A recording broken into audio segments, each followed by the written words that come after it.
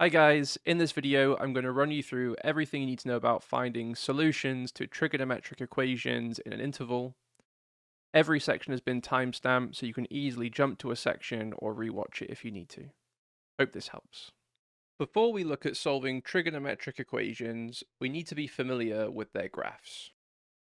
For the graph of sine of x, it's important to know that it oscillates between 1 and -1, as well as the zeros, maximums, and minimums occur every 90 degrees.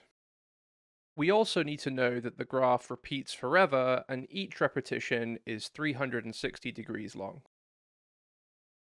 The graph of cosine of x shares all these properties but starts at 1 rather than 0.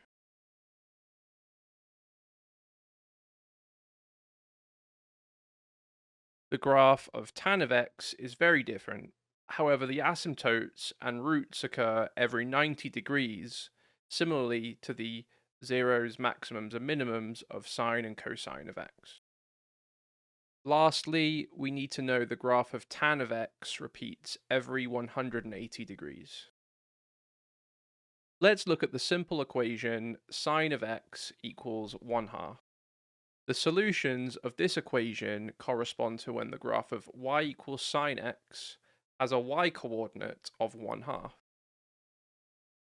Before we worry about finding all the solutions, let's start by finding the solutions in the first repetition of the graph. We can always get the first solution by using the corresponding inverse trigonometric function in our calculator. Using the symmetry of the graph, we can see that the second solution in the repetition is the same distance from the next root of sine x. Now we have the solutions for the first repetition, let's find the rest of the solutions. Because the graph of sine of x repeats every 360 degrees, we can simply add and subtract this to our solutions for the first repetition to get the solutions in neighboring repetitions. We can use the same process to solve the equation cosine of x equals -1/2. The solutions of this equation correspond to where the graph of cosine of x passes through y equals -1/2. Again, we use the appropriate inverse function to get the first solution. Now using the symmetry of cosine of x, we can see the second solution is the same distance from 360 degrees. To find the remaining solutions in neighboring repetitions, we can use the same trick and simply add and subtract 360 degrees to our solutions from the first repetition. Now let's solve tan of x equals 1. To solve this equation, we need to find the values of x where the y-coordinate for the graph is 1. In each repetition of tan x, there is only one solution, which we can easily find just using the inverse tan function. Now to find the solutions in the neighboring repetitions, we can add and subtract 180 degrees, as this is the length of each repetition. Now let's look at understanding how our solutions change when the inside of our function isn't just x. We can do this using our knowledge of functions and graph transformations. If we define f of x to be sine of x, this function takes the input x and generates an output using sine of that value.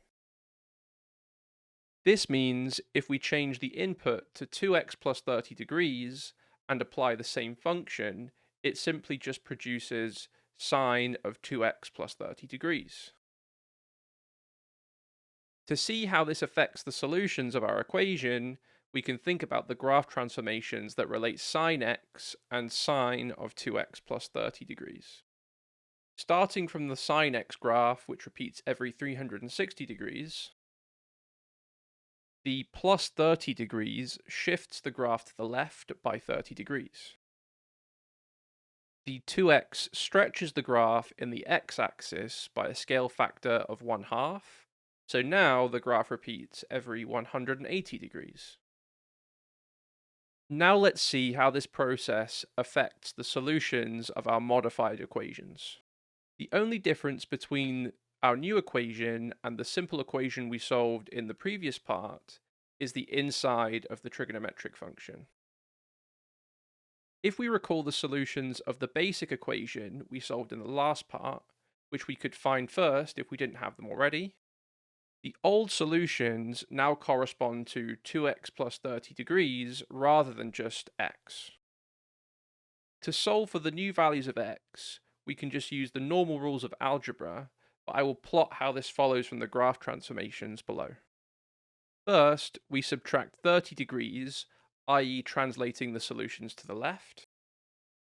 Next, we divide the solutions by 2, i.e. stretching the graph in the x-axis by a scale factor of 1/2.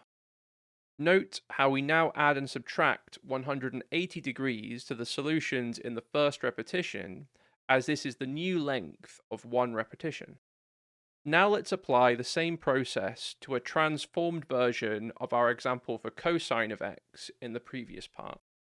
The only difference between the equations is the input of the cosine function. So again, we can use the solutions for the basic cosine equation, but now they correspond to 1/2 of x minus 15 degrees. To find the new solutions for x, we add 15 degrees, i.e. translate the old solutions to the right. Finally, we multiply by 2, i.e. applying a stretch of scale factor 2 in the x-axis. Now let's repeat the process once more for a transformed version of the tan of x example we did previously. Observing once more that the only difference between our equations is the input of the tan function, the solutions for the basic equation now represent 45 degrees minus 2x.